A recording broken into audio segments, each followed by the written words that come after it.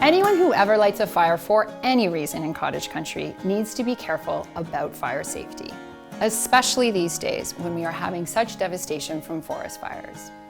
We all know that you should check your local fire bans and that you should have a pail of water ready by your campfire, but some people don't know about root fires, so we're glad you asked this question. Here are our best practices for preventing root fires at your cottage. A root fire happens when surface fires travel underground through a tree's root system. There, they can smolder in secret for weeks or even months before they travel through the system and pop up above ground somewhere else. There, they can cause real trouble, anything from burning down that tree to burning down an entire forest. In order to prevent these kinds of fires, it is crucial that you dig your pit properly. Dig your pit at least 30 centimeters below ground and watch for any roots that appear as you go. If you see any, move your pit.